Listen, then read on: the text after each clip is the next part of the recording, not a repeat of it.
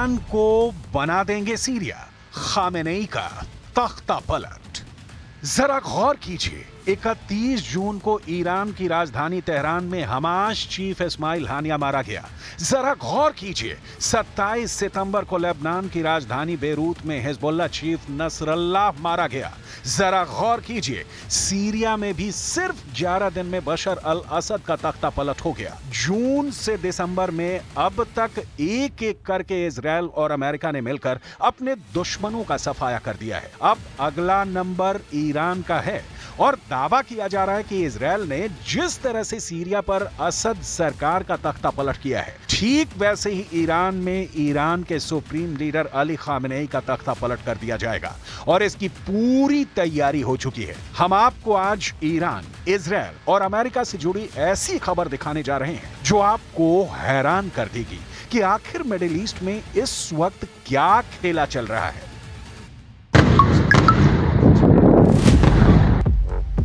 शिया मुल्क ईरान के बुरे दिन खत्म होने का नाम नहीं ले रहा है। अब जो खबरें आ रही हैं उसके मुताबिक ईरान के परमाणु ठिकानों पर अमेरिका हमला करेगा और ईरान के सैन्य ठिकानों और अली खामेनेई को कमजोर करने के लिए इजरायली सेना हमला करेगी। इसका प्लान आईडीएफ की खुफिया इकाइयों ने बना लिया है। सीरिया में 50 साल से असद परिवार की सत्ता के साथ ईरान खड़ा था, लेकिन आज ईरान की तमाम कोशिशों के बावजूद असद शासन का अंत हो गया। इधर सीरिया में अपने मिशन से खुश नेतन्याहू ने अब खुलेआम ऐलान कर दिया है कि वो ईरान को सीरिया की तरह आजाद करा देंगे।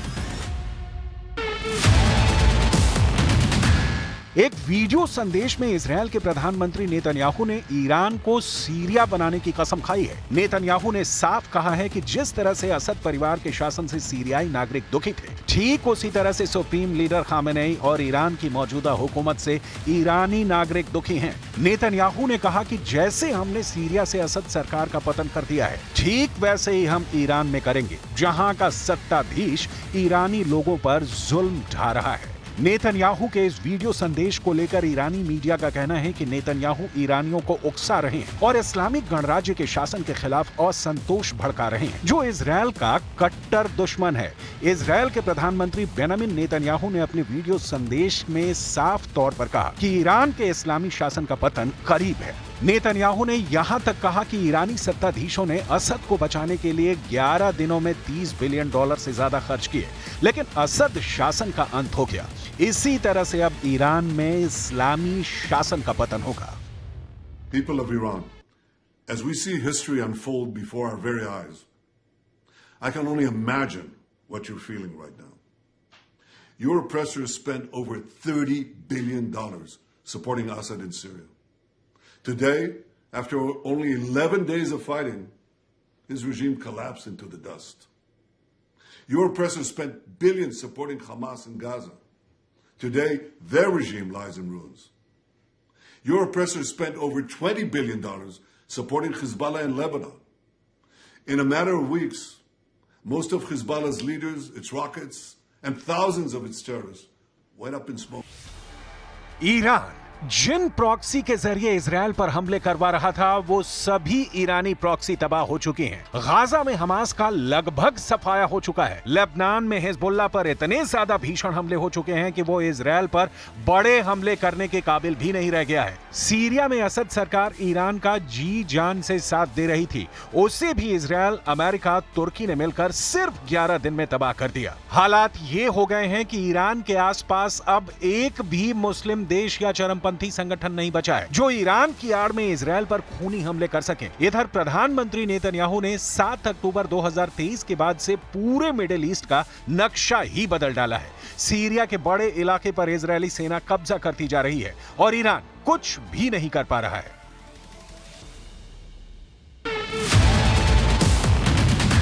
जरा ये वीडियो देखिए। ईरान की राजधानी तेहरान से 11 दिसंबर 2024 को एक वीडियो सामने आया है जिसमें ईरान के सुप्रीम लीडर इजरायल और अमेरिका पर भड़कते हुए साफ कह रहे हैं कि सीरिया में असद सरकार के पतन के पीछे इजरायल और अमेरिका का सीधा हाथ है। खामेनेई का चेहरा देखकर ऐसा लग रहा है कि जैसे वो हारी हुई बाजी लड़ रहे हैं। अब आप ये भी जान लीजिए कि इस वक्त सीरिया से लेकर पूरे मिडिल ईस्ट में क्या हालात चल रहे हैं और क्यों सीरिया के हालात देखकर ईरान बुरी तरह से घबरा गया।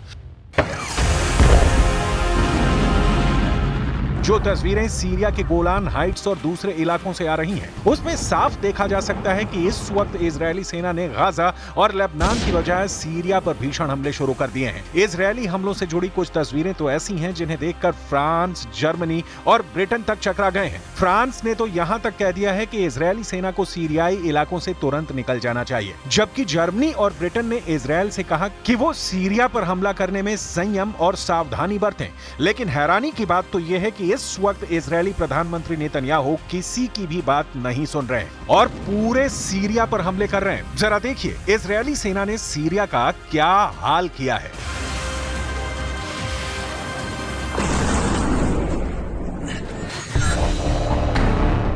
मिडिल ईस्ट की मीडिया ने दावा किया है कि इजरायल के प्रधानमंत्री नेतन्याहू ने सीरिया में ग्रेटर इजरायल मिशन शुरू कर दिया है, जिसमें पूरे सीरिया पर कब्जा शामिल है। सीरिया के राष्ट्रपति बशर अल असद को विद्रोहियों ने उखाड़ फेंका है। असद की सत्ता जाने के बाद सबसे बड़ा फायदा इजरायल को हुआ है, क्योंकि उसने एकदम सही मौका देखकर सीरिया के खिलाफ हमला बोल दिया है। सीरिया पर इजरायल ने कम से कम 500 हवाई हमले किए हैं। इजरायली सेना का अनुमान है कि उसने सीरियाई सेना की लगभग 80% रणनीतिक क्षमताओं को नष्ट कर दिया है। सीरिया की नौसेना पर हमले कर कई जहाजों को डुबो दिया गया। इतना ही नहीं, इजरायली सैनिकों ने सीरियाई सेना के नियंत्रण में एक बफर जोन के क्षेत्र पर कब्जा कर लिया। इसमें रणनीतिक रूप से स्थित माउंट हरमन भी शामिल है, जो दमिश्क से 40 किलोमीटर दूर है। कुछ रिपोर्ट में तो यहां तक दावा किया गया है कि इजरायली सेना सीरिया की राजधानी दमिश्क से लगभग 12 किलोमीटर दूर रह गई है। इधर नेतन्याहू ने 99 दिनों में अपनी पहली प्रेस कॉन्फ्रेंस में कहा कि जो कोई भी हमारे साथ शांति से रहना चाहता है, हम उसकी ओर हाथ बढ़ा रहे हैं,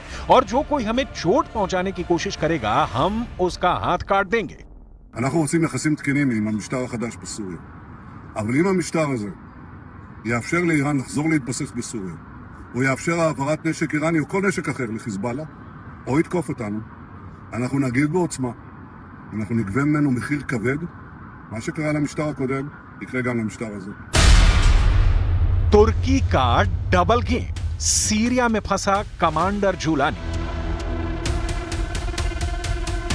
हैरानी की बात तो यह है कि सीरिया के असद परिवार का पतन करने वाला इस्लामिक चरमपंथी संगठन हयात तहरीर अल शाम यानी HTS भी इजरायली हमलों के सामने बेबस नजर आ रहा है। कुर्द लड़ाकों को बेरहमी से मारने वाला कमांडर अबू मोहम्मद अल जूलानी भी समझ नहीं पा रहा है कि इजरायली सेना से कैसे मुकाबला किया जाए, क्योंकि तुर्की ने अब कमांडर जूलानी के साथ ऐसा खेला कर दिया है जिसकी वजह से सीरिया में हयात तहरीर अल शाम यानी HTS बुरी तरह से फंस गया है। यानी तुर्की अब हयात तहरीर अल शाम का साथ देने को तैयार नहीं है, क्योंकि इजरायल ने अमेरिका पर दबाव बनाया है कि अगर सीरिया पर हयात तहरीर अल शाम यानी HTS की सरकार आई तो पूरे मिडिल ईस्ट में ISIS की तरह हमले होंगे और कमांडर जुलानी दूसरा बगदादी साबित होगा। जरा 42 साल के कमांडर अबू मोहम्मद अल जूलानी की ये नई तस्वीरें देखिए। सीरिया की राजधानी दमिश्क में अल शफीई मस्जिद से निकलते वक्त कमांडर जुलानी थोड़ा तनाव में दिख रहा है। इसके पीछे की सबसे बड़ी वजह यह है कि अचानक तुर्की अमेरिका ने HTS से दूरी बनानी शुरू कर दी है। खुद कमांडर जुलानी ने मीडिया के सामने बोलते हुए जो कहा वो दिखाता है कि अमेरिका, तुर्की और इजरायल मिलकर सीरिया में बड़ा खेल शुरू कर चुके हैं। المعركة يا اخواني كانت يعني صحيح انتم شاهدتم سهل، لكن يعد لها الكثير يعني، والحمد لله الله عز وجل من علينا، وكنا نحن يعني اضعف من العدو بكثير، لكن السلاح الذي قاتلنا به هو سلاح تصنيع محلي. نحن يعني بذلنا جهد كبير حتى يعني ملكنا هذا السلاح من عرق جبين، حتى المال الذي انفقناه هو من عرق جبين. अब सवाल उठता है कि ईरान ऐसे हालात में क्या करेगा।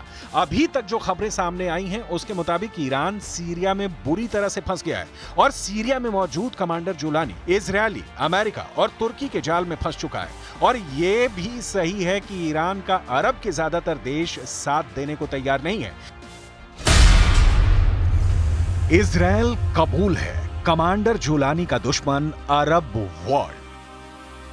अब सवाल उठता है कि अगर कमांडर जुलानी को तुर्की या फिर किसी और देश भागना पड़ा या फिर इजरायली सेना से सीधी जंग करनी पड़ी, तो क्या मिडिल ईस्ट के अरब और मुस्लिम देश हयात तहरीर अल शाम यानी HTS का साथ देंगे? इसका जवाब है मौजूदा हालात को देखते हुए हयात तहरीर अल शाम यानी HTS का साथ ना तो अरब और मुस्लिम देश देने को रत्ती भर भी तैयार है, बल्कि अरब और मुस्लिम देश अमेरिका पर भड़क रहे हैं कि वो हयात तहरीर अल शाम यानी HTS को सीरिया में भस्मासुर बनाने में क्यों लगा है।